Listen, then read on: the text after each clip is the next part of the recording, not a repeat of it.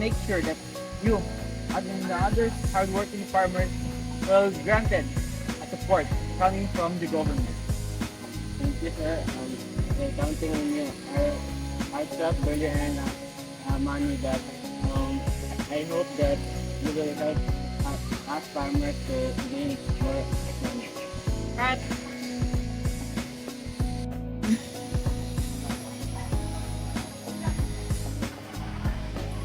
take this. Wag na po. Wag na po. Please support me in the next election. And you will be given granted.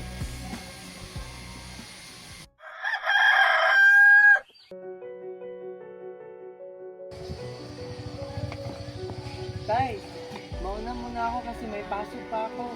Sige, ingat ka. Ito palang baon mo. Salamat, Tay.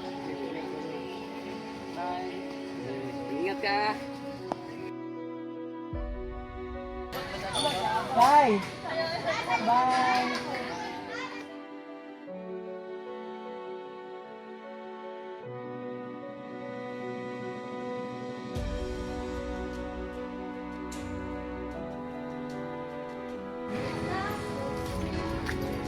Pabili ko ng saging dalawa.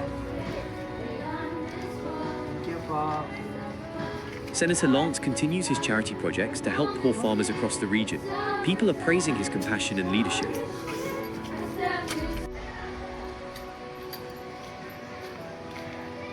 Tay!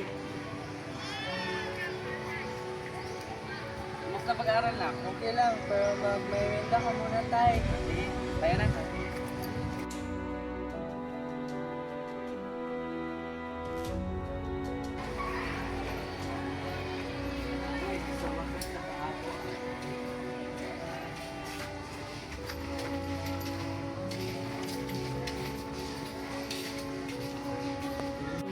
Tay, kumain ka muna.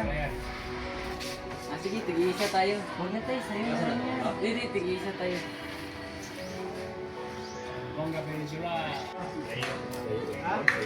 Alam mo, Tay, may napanood ako kanina sa TV. Grabe na talagang corruption na yun, Tay. Mag-aaral ka ng buti. Kasi mahirap ang gawin. Hayaan mo, Tay. Mag-aaral ako ng buti para sa kinabukasan natin. I'll be reading the comments, so please don't. Sir, this is the list of the people who will be given the assistance. Also, this is your schedule.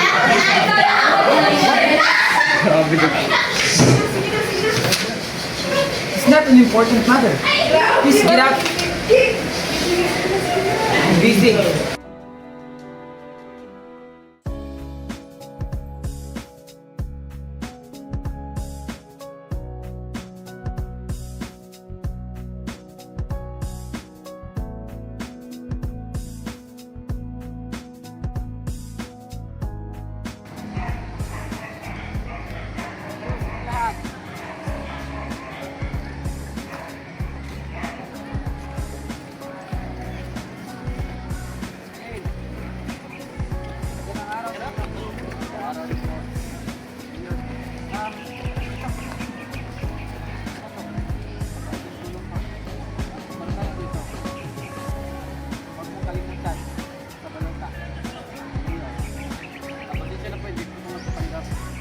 Ano?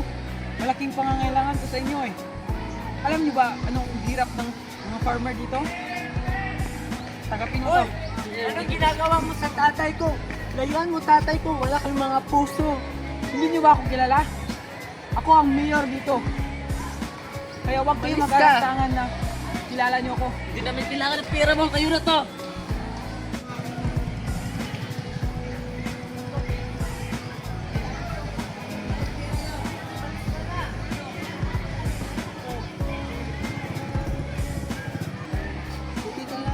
Wala kayong mararating sa buhay. Wala kayong mga puso. A viral video now exposes Senator Lance giving bribe money to a local farmer. Citizens are demanding justice and transparency. Alis pa papa mo po?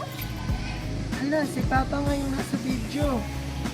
Salamat at sa wakas, lumabas na din ang katotohanan. Tama lang rin yan para matigil ang kanilang kasamaan.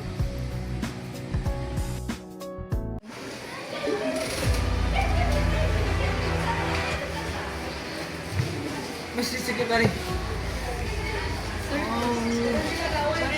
Please, burahin mo lahat ng mga videos na kumakalat sa social media ngayon. Yes, sir. Ngayon na! Sir, yes, sir.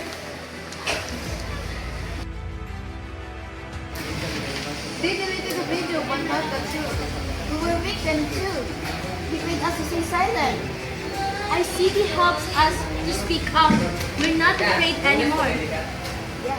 After multiple testimonies and digital evidence surfaced online, Senator Lance has officially resigned from office. Investigations are ongoing.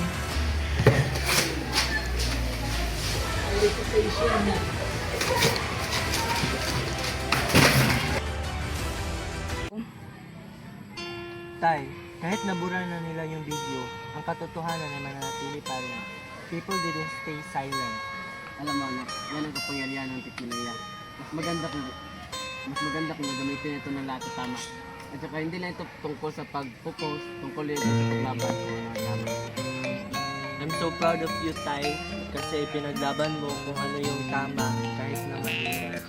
Nak, ito na ang tamang panahon para wag mo natili sa mga sistema. Isang bayan ng Cotabato, kasing gulo ng tao, kasing gulo ng mundo. Dahil di magkasundo sa relihiyon at prinsipyo nagkagulo.